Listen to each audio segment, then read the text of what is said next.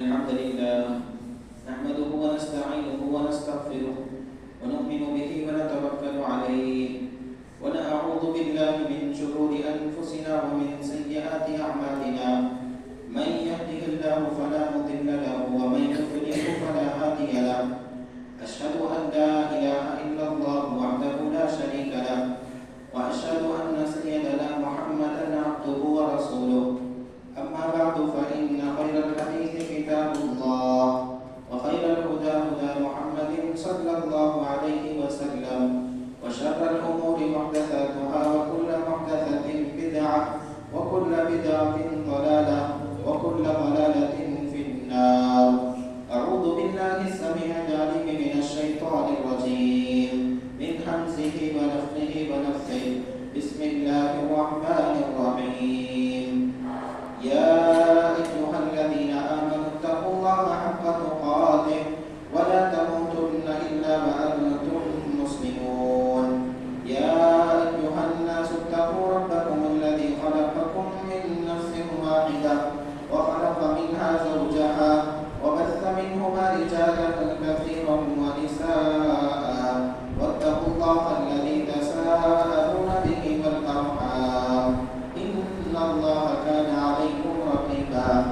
يا أيها الذين آمنوا اتقوا الله وقولوا قولا سديدا يصلح لكم أعمالكم ويغفر لكم ذنوبكم ومن يطع الله ورسوله فقد فاز فوزا عظيما. وقال الله تبارك وتعالى بسم الله الرحمن الرحيم.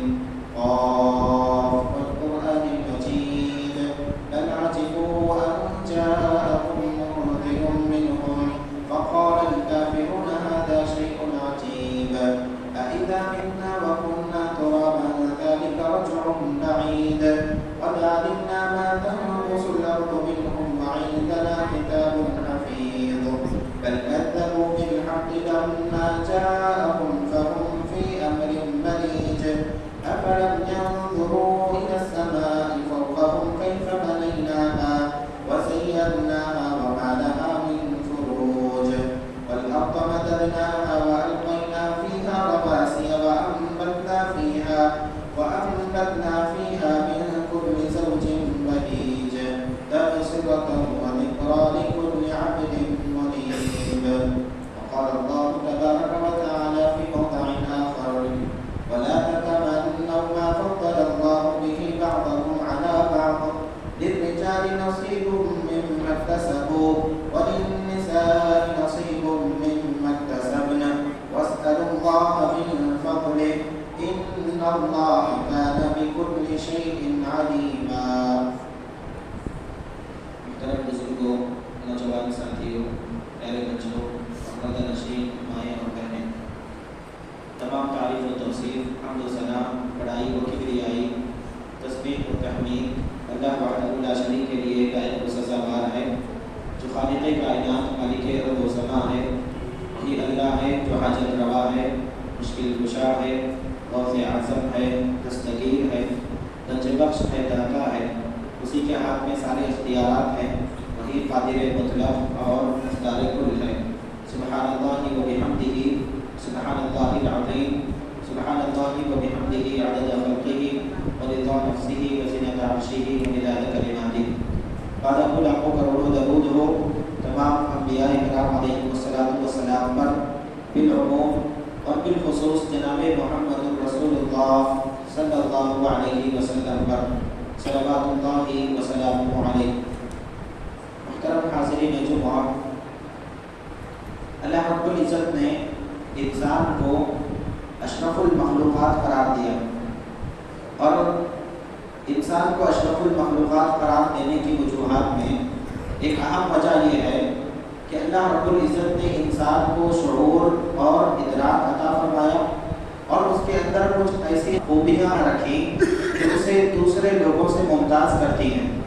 یہ خوبیاں انسان اپنے طرف سے بھی پیدا کر سکتا ہے، یعنی کسبی طور پر بھی انسان ان کو اپنا سکتا ہے، اور یہ خوبیاں وہابی طور پر بھی ہو سکتی ہیں. یعنی اللہ رب العزت پیدائش کے وقت ہی اس کے اندر ان خوبیوں کو عطیات کر دیتا ہے، اور بعض خوبیاں ایسی ہوتی ہیں جن کو انسان اپنی محنت اپنے اندر پیدا کرتا ہے. اور بعض خامیاں بھی ہیں جو انسان ہونے کی دلیل ہیں کہ انسان کے اندر یہ خامیاں پائی جاتی ہیں تاکہ انسان اپنے آپ کو بہت بڑا نہ سمجھے اور اپنے آپ کو غرور اور تکبر میں مبتلا نہ کرے. اسی یہی وجہ ہے کہ اللہ رب العزت نے خوبیوں کے ساتھ ساتھ انسان کے اندر چند ایسی خامیاں بھی رکھی ہیں جو انسان کو انسان بنائے رکھتی ہیں اور انسان کو اپنی اوقات یاد دلاتے رہتی ہیں. انہیں خامیوں میں سے ایک اہم خامی یہ ہے کہ انسان کے دل اللہ رب العزت نے ایسے بنائے ہیں کہ اس کے اندر اچھائی بھی جذب ہوتی ہے اور برائی بھی جذب ہوتی ہے.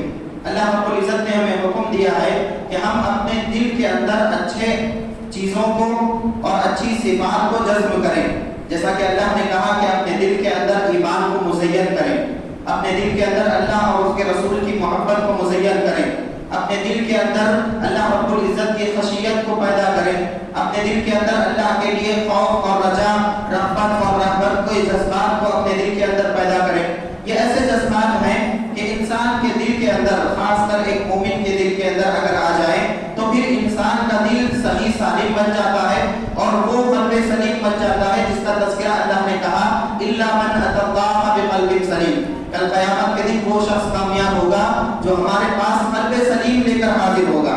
اور اگر انسان اپنے دل کے اندر ان اچھائیوں کو, ان ایمان کے جذبات کو, اللہ اور اس کے رسول کی محبت کو چھوڑ کر بری صفات کو اگر جذب کرتا ہے, اور یہ انسان کی صفت ہے کہ بری صفات بھی اس کے دل کے اندر جذب ہوتی ہیں, تو پھر انسان کا دل اور انسان کی زندگی دونوں اجیرن ہو جاتی ہے, یعنی دونوں بے سکونی اور بے چینی کی کیفیت میں مبتلا ہو جاتی ہے. اور ان میں سے ایک سب سے بڑی برائی اور سب سے بری صفت یہ ہے کہ آدمی کسی سے حسد کرنے لگے یا پھر اپنے دل کے اندر حسد جیسی بری صفت کو اپنے دل کے اندر پیدا کرے. علماء اکرام نے, اسلاف اکرام نے حسد کے متعلق ایک جملہ کہا ہے, الحسد ام الذنوب, کہا کہ حسد گناہوں کی جڑ ہے.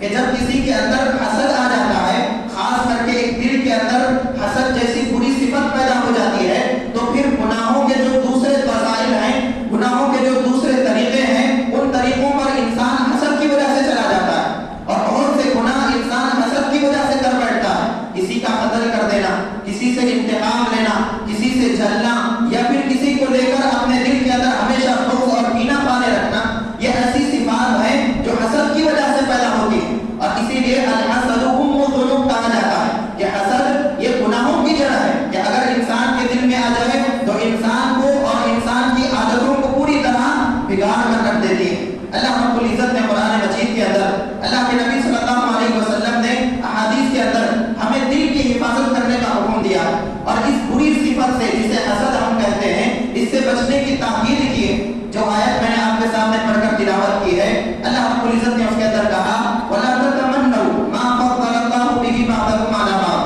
اللہ رب العزت نے جو بعض کو فضیلت دی ہے یا پھر جو بعض کو اللہ رب العزت نے اپنا فضل عطا کیا ہے, دوسرے لوگ اس کی تمنا نہ کریں. ہاں, کسی کو اللہ نے مال دیا ہے اور کسی کو نہیں دیا ہے, جس کو نہیں ملا اس کو دیکھ کر تمنا نہ کریں کہ کاش مجھے بھی مل جاتا.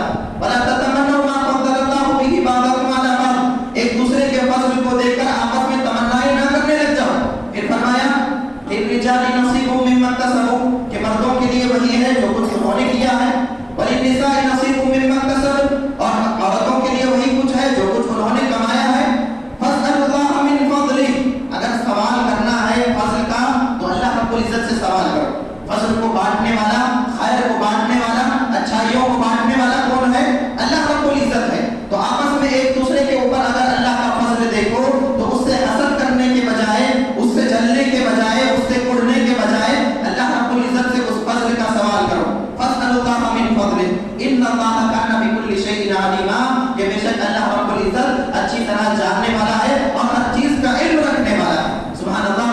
اللہ رب العزت نے اس آیت کریمہ کے اندر جو اصل چیز ہے وہ بتا دی. حسد کی تعریف کیا ہے, اسی آیت کریمہ کی روشنی میں مفسرین نے لکھا ہے حسد کی تعریف. حسد کی تعریف بیان کرتے ہوئے کہا کہ کسی آدمی کو اللہ رب العزت نے نعمت عطا کی ہے تو اس نعمت کو دیکھ کر جلنا, اس نعمت کو دیکھ کر اندر ہی اندر انقباض میں مبتلا ہونا, اور اس نعمت کو دیکھ کر اندر ہی اندر اڑتے رہنا, اور پھر کیا تمنا رکھنا کہ یہ نعمت جو اللہ نے اس کو دی ہے یہ نعمت اس سے چھین جائے, یہ نعمت کیا ہو جائے، اس سے ختم ہو جائے. یہ تمنا کرنا اور یہ خواہش اپنے دل کے اندر رکھنا، یہی حسد ہے کہ کسی کی نعمت کو دیکھ کر اللہ رب العزت نے کسی کو فضل سے عطا کیا ہے، فضل سے مالا مال کیا ہے، تو پھر اس نعمت کو دیکھ کر جلنا اور اس کے زوال کی تمنا کرنا، اس کے ختم ہونے کی تمنا کرنا. اور اس کے اندر بھی حسد کی کئی ساری قسمیں. حسد کی سب سے بری قسم اور مذموم صفت یہ ہے کہ ایک آدمی کسی کے اندر کوئی فضل دیکھے، کسی کے اندر کوئی اچھائی دیکھے، کسی کے اندر اللہ رب العزت کی کوئی نعمت دیکھے، اس کو دیکھنے کے بعد یہ تمنا کرے چاہے وہ نعمت مجھے ملے یا نہ ملے اس سے چھن جائے. ہاں، چاہے وہ نعمت مجھے ملے یا نہ ملے اس آدمی سے چھن جائے. یہ تمنا کرنا یہ حسد کی سب سے بری اور سب سے مذموم صفت ہے. اور سب سے بڑا درجہ یہی ہے کہ آدمی کسی کی نعمت کو دیکھ کر یہ تمنا کرے کہ اس سے یہ نعمت چھن جائے. اس کا دوسرا درجہ، حسد کا دوسرا درجہ یہ ہے کہ کسی کو اللہ نے نعمت عطا کی ہے، اس نعمت کو دیکھ کر پہلے تو یہ تمنا کرنا کہ اس سے یہ چھن جائے، اور دوسرا یہ کہ وہ نعمت اللہ رب العزت مجھے عطا کرے. ہاں، اس سے چھن جائے اور اللہ رب العزت وہ نعمت مجھے عطا کرے. اور تیسری صفت جو حسد کی ہے، جو کہ جائز ہے، اللہ کے نبی صلی اللہ علیہ وسلم نے اس حسد کو جائز قرار دیا. وہ حسد کیسا حسد ہے کہ اللہ رب العزت نے کسی کو مال عطا کیا ہے، وہ دن رات مال کو اللہ کی راہ میں خرچ کرتا. اللہ رب العزت نے کسی کو علم عطا کیا ہے، وہ دن رات اس علم سے لوگوں کے مسائل کو حل کرتا ہے اور لوگوں کی رہنمائی کرتا ہے. تو اب آدمی اس مال والے کو اور اس علم والے کو دیکھ کر یہ تمنا کرتا ہے کہ کاش اللہ مجھے بھی مال عطا کرتا، تو میں بھی کیا کرتا، اللہ کی راہ میں خرچ کرتا. میں بھی کیا کرتا، جس طرح یہ اللہ کی راہ میں خرچ کر رہا ہے میں بھی خوب اللہ کی راہ میں خرچ کرتا. اور علم والے کو دیکھ کر کہتا کاش اللہ مجھے بھی علم عطا کرتا، تو میں بھی جس طرح یہ دن رات لوگوں کے مسائل حل کرتا ہے، جس طرح دن رات یہ لوگوں کو صحیح ہدایت کی اور صراط مستقیم کی رہنمائی دیتا رہتا ہے، ویسے میں بھی لوگوں کی صحیح رہنمائی کرتا، لوگوں کو صراط مستقیم پر لانے کی کوشش کرتا. اللہ کے نبی صلی اللہ علیہ وسلم نے اس حسد کو کیا قرار دیا، یہ جائز ہے اور مستحب ہے کہ چیزوں کے اندر ایک دوسرے سے رشک کرنا چاہیے. اس کو دوسرے معنوں میں رشک کہا جاتا ہے، لیکن عربی زبان کے اندر اسے حسد ہی کہا جاتا ہے. یہ تین قسمیں ہیں حسد کی. اللہ کے نبی صلی اللہ علیہ وسلم نے پہلے کی جو دو صفات ہیں، یعنی کسی آدمی کو کوئی نعمت ملی، وہ ملے مجھے یا نہ ملے، اس کے چھین جانے کی تمنا کرنا، یہ بات بہت ہی مضمون ہے. اور دوسرا یہ کہ اس سے چھین جائے اور مجھے ملے، یہ بھی بہت ہی مضمون ہے. اور حسد کہاں پر ہوتا ہے اور کب ہوتا ہے؟ حسد ہمیشہ ایک آدمی کرتا ہے برابر کے لوگوں میں. ایک تاجر دوسرے تاجر سے حسد کرتا ہے، ایک سیاستدان آدمی دوسرے سیاستدان آدمی سے حسد کرتا ہے، ایک طالب علم دوسرے طالب علم سے حسد کرتا ہے. حسد ہمیشہ برابری میں ہوتا ہے. یہ ایک عام اچھی چیزوں میں، کسی چیز میں آپ اچھے ہیں تو آپ چاہتے ہیں کہ ساری اچھائیاں مجھے حاصل ہو، دوسرے کو حاصل نہ. ہاں، ایک طالب علم ہو، ایک سیاستدان ہو، یا پھر کوئی بھی دوسرا شعبہ ہو زندگی کا، آدمی کیا چاہتا ہے کہ اس شعبوں میں وہی سب سے آگے ہو، دوسرے کو اس سے زیادہ برتری حاصل نہ ہو. اللہ رب العزت نے اسی چیز کو ناپسند کیا اور اسی چیز کی وجہ سے اللہ رب العزت نے حضرت آدم علیہ السلام کو سجدہ نہ کرنے کی وجہ سے ابلیس کو اپنے دربار سے کیا کر دیا، مردود کر دیا، اپنے دربار سے نکلوا دیا اور ہمیشہ ہمیشہ کے لیے اس آدمی، اس ابلیس کو ملعون قرار دیا. اللہ رب العزت نے حضرت آدم علیہ السلام کو پیدا کیا اور پیدا کرتے وقت اللہ رب العزت نے واقعہ تذکرہ کیا. تو کیسے کیا؟ وَإِذْ قَالَ رَبُّكَ لِلْمَلَائِكَةِ اسْجُدُوا لِآدَمَ فَسَجَدُوا إِلَّا إِبْلِيسَ. جب اللہ رب العزت نے آدم علیہ السلام کو پیدا کیا تو ملائکہ سے کہا کہ تم آدم کو سجدہ کرو. فسجدوا، تو تمام کے تمام ملائکہ نے سجدہ کیا الا ابلیس. پھر کیا کہا آگے؟ سوائے ابلیس کے. ابلیس نے کیا کر دیا؟ سجدہ کرنے سے انکار کر دیا. سجدہ نہ کرنے کی وجہ یہی حسد تھا جس کا تذکرہ اللہ نے دوسرے مقام پر کیا. قال ما منعك الا تسجد اذ امرتك، میں نے تجھے سجدہ کرنے کا حکم دیا ہے، پھر تجھے سجدہ کرنے سے کس چیز نے روکے رکھا؟ اس نے کیا کہا؟ قال انا خیر من، میں سمجھتا ہوں کہ میں سب سے بہتر ہوں. ابلیس نے کیا کہا؟ میں سب سے بہتر ہوں. ہاں، حضرت آدم علیہ السلام کی تخلیق سے پہلے ابلیس کا مقام اور مرتبہ اتنا بلند تھا کہ یہ ابلیس ایک الگ مخلوق ہے. اللہ رب العزت نے اسے آگ سے پیدا کیا ہے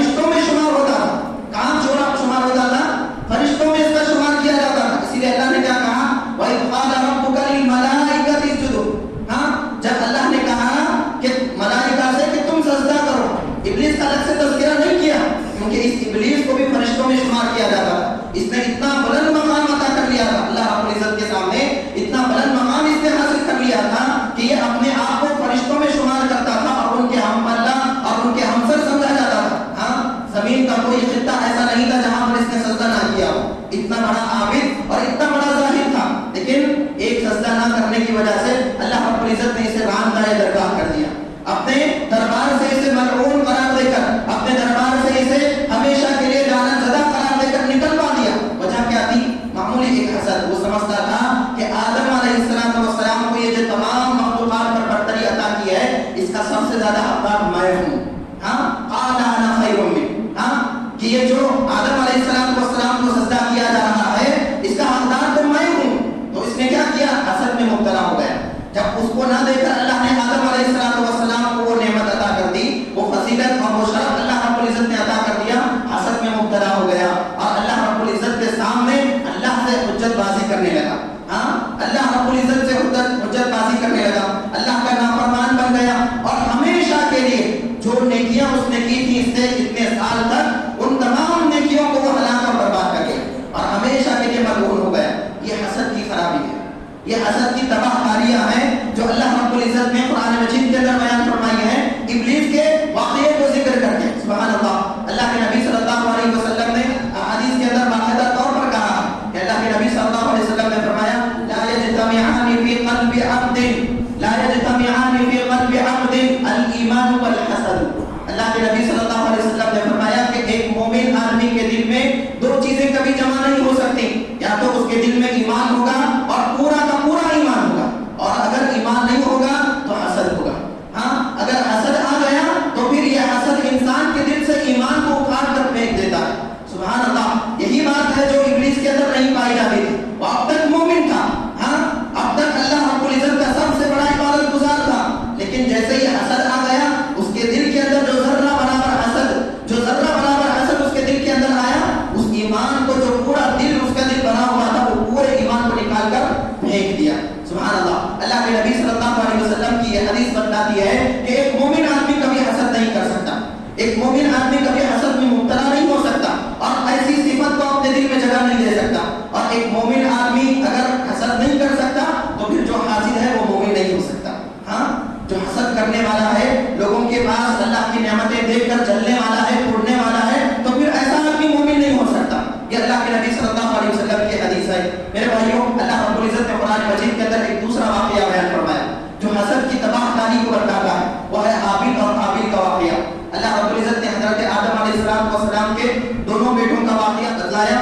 وَاتْلُ عَلَيْهِمْ نَبَأَ ابْنَيْ آدَمَ بِالْحَقِّ إِذْ قَرَّبَا قُرْبَانًا فَتُقُبِّلَ مِنْ أَحَدِهِمَا وَلَمْ يُتَقَبَّلْ مِنَ الْآخَرِ. اللہ نے کہا کہ آدم علیہ السلام کے دو بیٹوں کا تذکرہ ان کے سامنے ذرا کیجئے کہ ان دونوں نے قربانی کی تھی، ان میں سے ایک کی قربانی اللہ نے قبول کی اور دوسرے کی قربانی کو اللہ نے رد کر دیا. ہاں جو رد ہوئی تھی، جس آدمی کی قربانی رد ہوئی تھی وہ کون تھا؟ قابیل. ہاں اس نے کیا کہا؟ قال لأقتلنك. ہاں کہ تیری قربانی قبول ہو گئی، میری قربانی نہیں ہوئی، میں تجھے کیا کر دوں گا؟ قتل کر دوں گا. وجہ کیا تھی قتل کرنے کی؟ قتل کے جذبات اس کے دل کے اندر آئے. یہ جذبات کہاں سے پیدا ہوئے؟ حسد کی وجہ سے پیدا ہوئے کہ اپنے بھائی سے وہ جلنے لگا کہ اللہ رب العزت نے اس کی قربانی قبول کر لی اور میری قربانی کو رد کر دیا. یہ حسد تھا جو اسے اپنے بھائی کے قتل پر ابھارا تھا، اپنے بھائی کے قتل کے جذبات کو اس کے اندر پیدا کیا تھا. قال انما يتقبل الله من المتقين. اللہ رب العزت نے کیا کہا کہ اللہ رب العزت ہمیشہ متقی اور پرہیزگار لوگوں کی قربانی کو قبول کرتا ہے. اس کے اندر ریاکاری تھی، نمود تھا، جس کی وجہ سے اللہ نے اس کی قربانی کو رد کر دیا. لیکن جو دوسرا بھائی تھا حابیل، اللہ رب العزت کے لیے اخلاص کے ساتھ اس نے قربانی کی تھی، اللہ نے اس کو قبول کر لیا. سبحان اللہ. اللہ رب العزت نے قتل کی سب سے پہلی وجہ کیا بیان فرمائی؟ قال لأقتلنك. جو اس سرزمین پر سب سے پہلا قتل پیش آیا وہ حسد کی وجہ سے پیش آیا. یہ بتاتا ہے کہ زمین کے اندر فساد برپا کرنے کے لیے یہ ایک صفت کافی ہے. معاشرے کی اصلاح کرنا چاہتے ہیں لوگ اور اصلاح معاشرے کے لیے کانفرنسیں ہو رہی ہیں، تو ان تمام اصلاح معاشرے کے کانفرنس کی جو مکمل بات ہے، جو اہم بات ہے، وہ ایک ہی ہے کہ اپنے باطن کی اصلاح ہو جائے. کہ آدمی اگر خود سدھر جائے پورا معاشرہ سدھر جائے گا. اور اس کے اندر بھی ایسی صفات جو انسان کے دل کو بگاڑ دیتی ہیں، ان دل کو بگاڑنے والی صفات کو اگر انسان اپنے دل سے نکال لے تو پھر پورا معاشرہ سدھر جائے گا. سبحان اللہ. معاشرے کے اندر جو سب سے پہلا فساد پیدا ہوتا ہے وہ حسد کی وجہ سے پیدا ہوتا ہے. اللہ کے نبی صلی اللہ علیہ وسلم کی حدیث ہے. اللہ کے نبی صلی اللہ علیہ وسلم نے فرمایا انہو سیصیب امتی داء الامم، کہ قریب میری امت کے اندر بھی پچھلی امتوں کی برائیاں سرایت کر جائیں گی. صحابہ کرام نے پوچھا وما داء الامم، اے اللہ کے رسول پچھلی امتوں کی برائیاں کیا ہیں؟ اللہ کے نبی صلی اللہ علیہ وسلم نے فرمایا، کہا کہ الاشر والبطر والتکاثر والتنافس فی الدنیا والتباغض والتحاسد، اور پھر فرمایا ثم یکون البغی ثم المرج. اللہ کے نبی صلی اللہ علیہ وسلم حدیث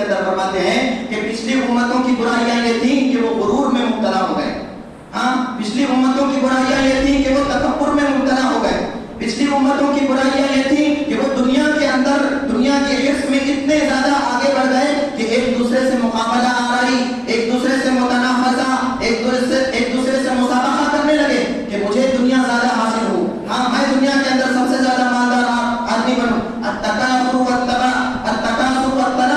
दुनिया दुनिया की हिर्स और कसरत की हिर्स ने इन लोगों को क्या कर दिया, हलाक और बर्बाद कर दिया। फिर अल्लाह के नबी ने फरमाया अत्तबाउ, पिछली उम्मतों की एक खराबी और खामी ये थी कि वो एक दूसरे को पीठ दिखाया करते थे। हाँ, एक आदमी आकर मिल रहा है उससे इग्नोर कर देना, हाँ पीठ दिखाकर चले जाना, हाँ उसकी बात को ना सुनना। और फिर दूसरी बात वतहासुद, कि आपस में एक दूसरे से हसद किया करते थे। अल्लाह के नबी सल्लल्लाहु अलैहि वसल्लम ने फरमाया कि जिस तरह हजरत आदम के बेटे हाबिल और काबिल के अंदर ये सिफत आ गई थी, वही सिफत इस उम्मत के अंदर भी आएगी। हाँ, वही चीजें इस उम्मत के अंदर भी आएंगी जो पिछली उम्मतों के अंदर पाई जाती थी। वो बुराइयां तमाम की तमाम इस उम्मत के अंदर पैदा होंगी। फिर अल्लाह के नबी सल्लल्लाहु अलैहि वसल्लम ने फरमाया अत्तहासुद, जब हसद आ जाएगा सुम्मा यकूनुल बग़य, मुआशरे के अंदर क्या होगा, फसाद बर्पा होगा, बगावत बर्पा होगी। और सुम्मा यकूनुल अलहरज, और फिर क्या होगा, क़त्ल व गारत गिरी होगी। अल्लाह के नबी सल्लल्लाहु अलैहि वसल्लम की हदीस तर्जमानी करती है हजरत आदम के दो बेटों के वाक़िए की। काबिल ने कत्ल किया किस वजह से, हसद की वजह से। और हसद जब इंसान के अंदर आ जाता है ये मुआशरे को अपनी लपेट में ले लेता है और फिर मुआशरे के अमन व सुकून को बर्बाद कर देता है और फिर मुआशरे के अंदर क़त्ल व गारत गिरी आम होती है। ये हसद की बुराई है, ये हसद की तबाहकारी है, जिसका तज़किरा अल्लाह ने कुरान के अंदर और अल्लाह के नबी सल्लल्लाहु अलैहि वसल्लम ने हदीस के अंदर किया। इसी तरह हसद एक ऐसी चीज है कि जिसकी वजह से न सिर्फ मुआशरा हलाक और बर्बाद होता है, इंसान की अपनी जात भी हलाक और बर्बाद हो जाती है, इंसान की खुद की जात हलाक और बर्बाद हो जाती है। अल्लाह के नबी सल्लल्लाहु अलैहि वसल्लम ने हदीस के अंदर फरमाया ला तबागदू वला तहासदू वला तदाबरू वकूनू इबादल्लाहि इख्वाना वला यहिल्लु लिमुस्लिमिन अन यहजुरा अखाहु फौqa थलाथति अय्यामिन औ कमा क़ाल अलैहि सलातु वस्सलाम। अल्लाह के नबी सल्लल्लाहु अलैहि वसल्लम ने फरमाया आपस में एक दूसरे से बुग़्ज़ और कीना ना रखा करो, एक दूसरे का बुग़्ज़ और कीना आपस में दिल में ना रखा करो। वला तहासदू, आपस में एक दूसरे से हसद ना किया करो। वला तदाबरू, आपस में एक दूसरे को पीठ दिखाया मत करो। हाँ, पीठ दिखाकर चले जाना, कोई बात करने आ रहा, घर में रिश्तेदार आए, उनको बात करने के बजाय उठकर भाग कर चले जाना, ये क्या है, वला तदाबरू के अंदर आता है, एक दूसरे को पीठ दिखाना। वला तदाबरू वकूनू इबादल्लाहि इख्वाना, अल्लाह के नबी सल्लल्लाहु अलैहि वसल्लम ने कहा कि अल्लाह के बंदे और भाई भाई बनकर रहो। ये अल्लाह के नबी सल्लल्लाहु अलैहि वसल्लम की तालीम है कि आपस में अल्लाह के बंदे बनकर रहो, आपस में क्या करो, भाई भाई बनकर रहो। मतलब क्या है इस हदीस का कि अल्लाह के नबी सल्लल्लाहु अलैहि वसल्लम ने दूसरी हदीस के अंदर फरमाया कि कोई भी मोमिन आदमी अपने लिए जो पसंद करता है वही अपने मोमिन भाई के लिए पसंद करे। जब ये सिफत आ जाएगी मोमिन अपने भाई को अपना भाई समझे, हाँ भाई भाई बनकर रहे, तो फिर हसद की सिफत क्या हो जाएगी, खत्म हो जाएगी, हसद की सिफत खत्म हो जाएगी। अल्लाह के नबी सल्लल्लाहु अलैहि वसल्लम की दूसरी हदीस इसी की वजाहत करती है कि एक आदमी अपने भाई के लिए वही पसंद करे जो अपने लिए पसंद करता है। क्या आप अपने लिए पसंद करते हैं कि कोई आपसे हसद करे? क्या आप अपने लिए पसंद करते हैं कि कोई आपके खिलाफ साजिशें करे, आपके खिलाफ तनकीदें करे, आपके खिलाफ प्रोपेगेंडे करे, या फिर आपको जो नेमतें मिली हैं उनके छीन जाने की तमन्ना करे? आप अपने लिए जब पसंद नहीं करते तो अपने भाई के लिए भी पसंद ना किया करो। वकूनू इबादल्लाहि इख्वाना, इबादल्लाह का लफ्ज़ क्या है कि अल्लाह के बंदे बनकर रहो, भाई भाई बनकर रहो, समझ में आए? अल्लाह के बंदे बनकर रहो मतलब क्या है कि जो नेमतें तुम्हारे भाई को अल्लाह रब्बुल इज्जत ने अता की हैं वो अल्लाह का बंदा है, तुम भी अल्लाह के बंदे हो। हाँ, वो अल्लाह का बंदा है, तुम भी अल्लाह के बंदे हो। जब अल्लाह ही के बंदे हो तो अल्लाह ही से सवाल किया करो। हाँ, जब अल्लाह ही देने वाला है, हाँ उसको देने वाला अल्लाह है, तो तुम्हें भी अल्लाह रब्बुल इज्जत अता करेगा। वस्अलुल्लाह मिन फज़लिह, अल्लाह रब्बुल इज्जत से क्या करो, उसका फज़ल मांगा करो।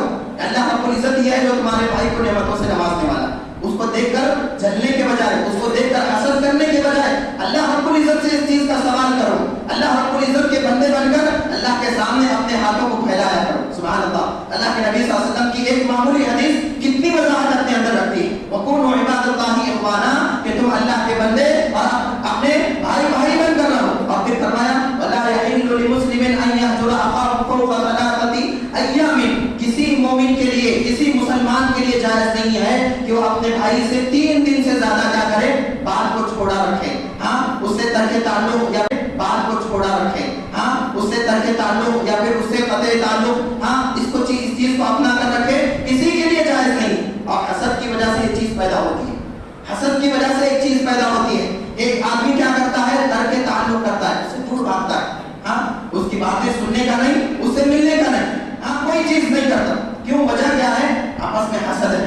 حسد جب آتا ہے سب سے پہلے کیا آتا ہے؟ ترک تعلق. آدمی ایک دوسرے سے بات چھوڑ دیتا ہے، دور سے دیکھتا اور اندر ہی اندر ڈھونڈتے رہتا، دور سے دیکھتا اور اندر ہی اندر چاہتے رہتا کہ یہ نعمت اس سے کیا ہو جائے؟ چھن جائے. سبحان اللہ. اللہ کے نبی صلی اللہ علیہ وسلم نے فرمایا کہ کسی مسلمان کے لیے جائز نہیں کہ 3 دن سے زیادہ کسی مسلمان بھائی سے ترک تعلق کرے، اس سے ترک موالات کرے، اس سے بات کو چھوڑ دے، یہ کسی کے لیے جائز نہیں. اللہ کے نبی صلی اللہ علیہ وسلم کی احادیث ہیں، اس میں سے ایک حدیث یہ بھی ہے کہ اللہ کے نبی صلی اللہ علیہ وسلم نے فرمایا لا یزال الناس بخیر ما لم یتحاسدوا. اللہ کے نبی صلی اللہ علیہ وسلم نے حسد کی تباہ کاریاں بتلاتے ہوئے حدیث کے اندر فرمایا کہ لوگ اس وقت تک خیر میں رہیں گے جب تک کہ آپس میں ایک دوسرے سے حسد نہیں کریں گے. سبحان اللہ. جب حسد آ جائے گا تو جو اللہ کا خیر ہے وہ ختم ہو جائے گا، جو اللہ رب العزت کی جانب سے آنے والا فضل ہے وہ ختم ہو جائے گا. اللہ کے نبی صلی اللہ علیہ وسلم کی ایک اور حدیث، اللہ کے نبی صلی اللہ علیہ وسلم نے فرمایا کہ جس طرح تم سے پہلی امتوں کے اندر برائیاں آئیں، تمہارے اندر بھی حسد اور بغض و عداوت تمہارے اندر بھی سرایت کر جائے گا. پھر فرمایا اللہ کے نبی صلی اللہ علیہ وسلم نے فَإِنَّهَا هِيَ الْحَالِقَةُ، یہ حسد اور بغض و عداوت کیا ہیں؟ یہ مونڈنے والی ہیں. هِيَ الْحَالِقَةُ. پھر اللہ کے نبی صلی اللہ علیہ وسلم نے فرمایا لا اقول تحلق الشعر، میں نہیں کہتا کہ یہ بال کو مونڈنے والی ہے، بلکہ اللہ کے نبی صلی اللہ علیہ وسلم نے فرمایا فَإِنَّهَا تَحْلِقُ الدِّينَ، کہ یہ حسد کیا ہے؟ یہ دین کو ختم کر دیتا ہے، یہ دین کو مونڈ دیتا ہے. انسان کی زندگی کے اندر، انسان کے دل کے اندر اگر حسد آتا ہے تو دین آہستہ آہستہ کیا ہو جاتا ہے؟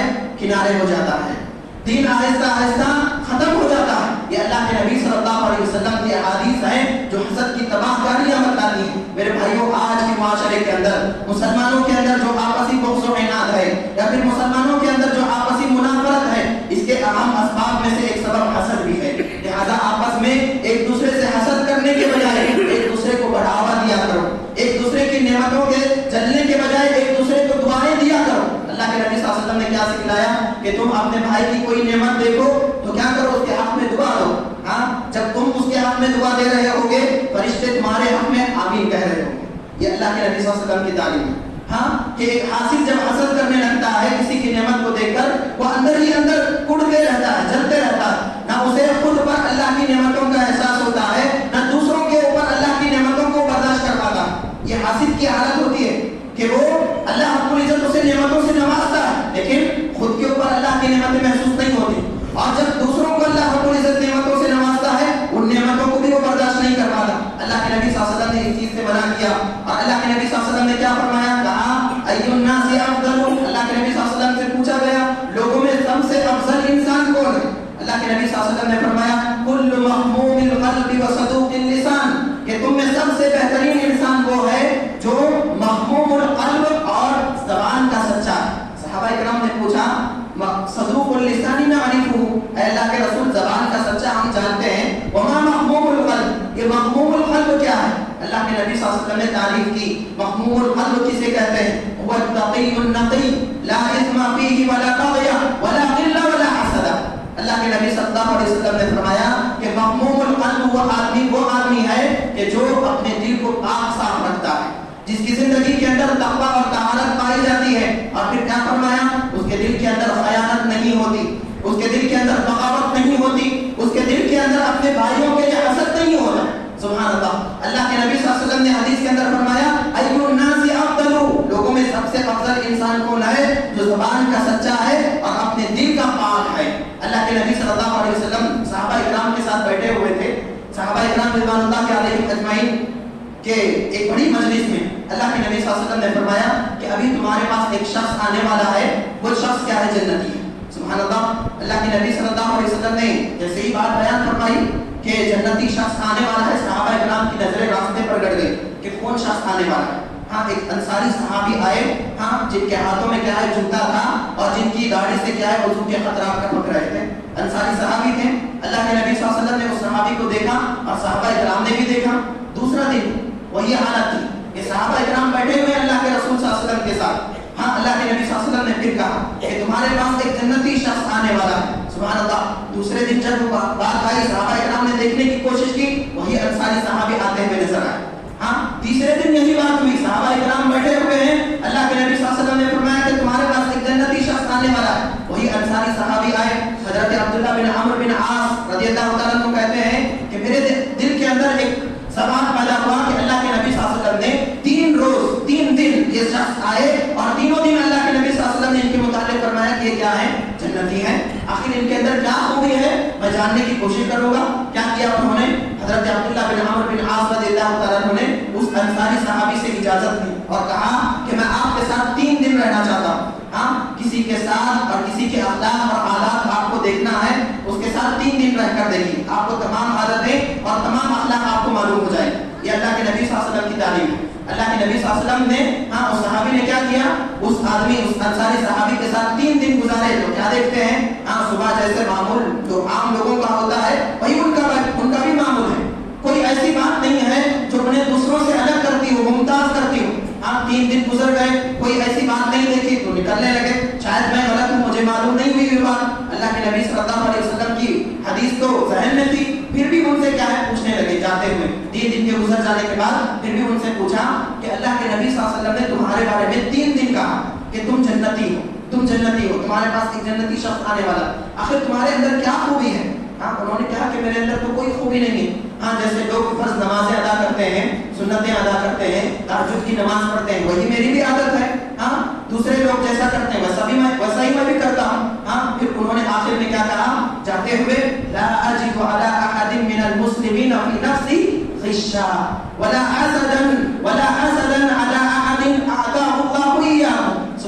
सुभान अल्लाह। सहाबी रसूल चले गए मुड़कर, जो लोगों की दूसरी आदतें हैं वही मेरी भी आदतें हैं, लेकिन बाद में याद आया कि एक खूबी मेरे अंदर पाई जाती है। पलट कर आए उस सहाबी के पास, अब्दुल्लाह बिन अमर बिन आस रज़ियल्लाहु ताला अन्हु के पास, और आकर कहने लगे कि मैं जब भी रात में सोता हूँ मेरी ये आदत है कि मैं अपने दिल के अंदर किसी के साथ भी अगर जर्रा बराबर भी नोक झोंक हुई और उसके लिए मेरे दिल के अंदर जर्रा बराबर भी खोट है, मैं उसको निकाल देता हूँ। मैं क्या करता हूँ, ला गिश्शा, मेरे दिल के अंदर किसी भी मुसलमान के लिए जर्रा बराबर खोट नहीं है। वला हसदन अला खैरिन अताहु अल्लाहु इय्याहु, और न किसी मोमिन बंदे के लिए, किसी मुसलमान के लिए अल्लाह ने जो नेमतें उसे अता की हैं उस पर मुझे हसद है। किसी के लिए ना हसद है, न किसी के लिए मेरे अपने दिल के अंदर कोई खोट पाया जाता है। सुभान अल्लाह। सहाबी रसूल ने क्या कहा, हादिही हिय अल्लती बलगतु बिका व हिय अल्लती ला नुतीकु। यही वो सिफत है जो आपके अंदर पाई जाती है, तो हम इस चीज की इस्तिताअत हम नहीं रखते, यही सिफत है। सुभान अल्लाह। अल्लाह के नबी सल्लल्लाहु अलैहि वसल्लम ने 3 दिन उस सहाबी के मुतालिक फरमाया कि ये जन्नती है, सिर्फ एक सिफत की वजह से। एक चीज उनके अंदर पाई जाती थी, वो क्या थी, अपने दिल को हसद से पाक रखते थे। ये सहाबा इकराम, असलाफ इकराम रहमतुल्लाहि अलैहिम अजमाइन की जिंदगियां हैं, और इनकी एक की जिंदगी नहीं। हजरत साद इब्न मुआज़ रज़ियल्लाहु ताला अन्हु की जिंदगी के बारे में आप इससे पहले भी सुन चुके हैं। 30 साल की उम्र में ये इस्लाम कबूल किए और 36 साल की उम्र में क्या हो गए, अल्लाह को प्यारे हो गए, शहीद हो गए। लेकिन इनकी वफात से क्या हुआ, इह्तज़्ज़अ अर्शुर रहमान, अल्लाह का अर्श झूम उठा। अल्लाह रब्बुल इज्जत के जानिब से 70,000 फरिश्ते उनकी नमाज़ जनाजा में शरीक हुए। सिर्फ 6 साल की जिंदगी इस्लाम के साए में उन्होंने गुजारी, लेकिन इतना बड़ा मकाम और मर्तबा। अल्लाह के नबी सल्लल्लाहु अलैहि वसल्लम की सहाबी की सिफत क्या थी कि इन्होंने अपने बारे में क्या कहा था, इनकी आदत थी कि रात में सोने से पहले अपने दिल के अंदर जर्रा बराबर भी किसी के लिए बग़्ज़ और कीना है तो उसको निकाल देते, और कहते क्या है, अल्लाह मैं अपने दिल से इसको निकालना चाहता हूँ, तो इसको निकाल दे। और अल्लाह रब्बुल इज्जत के सामने कह देते मेरे दिल में किसी के लिए कोई हसद नहीं। सुभान अल्लाह। सिर्फ 6 साल की उम्र पाए थे, लेकिन जब वफात हुई तो क्या मुकाम हुआ उनका, अल्लाह का अर्श झूम उठा। अल्लाह की जानिब से 70,000 फरिश्ते उनके जनाजे में शरीक हुए। ये किसकी वजह से, दिल की पाकी सफाई, दिल के अंदर हसद, बग़्ज़, कीना, अदावत, इन जैसे बुरे जज्बात को खाली रखने की वजह से। अल्लाह के नबी सल्लल्लाहु अलैहि वसल्लम की यह हदीस हमें बताती है कि हमें भी अपने दिलों को पाक साफ रखना चाहिए। अल्लाह रब्बुल इज्जत से दुआ है कि अल्लाह रब्बुल इज्जत हम तमाम को अहले सुन्नत से ज़्यादा अमल की तौफीक अता फरमाए, जब तक जिंदा रखे, ईमान पर जिंदा रखे, खातिमा दे तो खातिमा बिल खैर अता फरमाए। बारकल्लाहु लना व इय्याकुम बिल आयाति वद दिक्रिल हकीम, इन्नहु तआला जवादुन करीम मलिकुन व रब्बुन गफूरुन अलीम।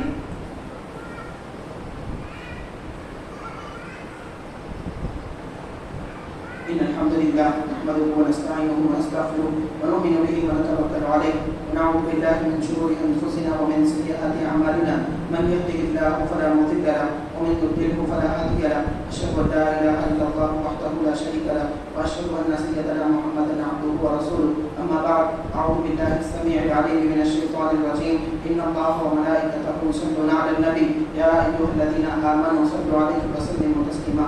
اللهم صل على محمد وعلى آل محمد كما صليت على إبراهيم وعلى آل إبراهيم إنك حميد مجيد. اللهم بارك على محمد وعلى آل محمد كما باركت على إبراهيم وعلى آل إبراهيم إنك حميد مجيد. اللهم اغفر للمؤمنين والمؤمنات والمسلمين والمسلمات والأحياء منهم والأموات. اللهم انصر من نصر الدين واجعلنا منهم، واخذل من خذل المسلمين ولا تجعلنا منهم. عباد الله رحمني ورحمكم الله، إن الله يأمر بالعدل والإحسان وإيتاء ذي القربى وينهى عن الفحشاء والمنكر والبغي يعظكم لعلكم تذكرون. اذكروا الله يذكركم وادعوه يستجب لكم، ولذكر الله تعالى على وجل وأكرم.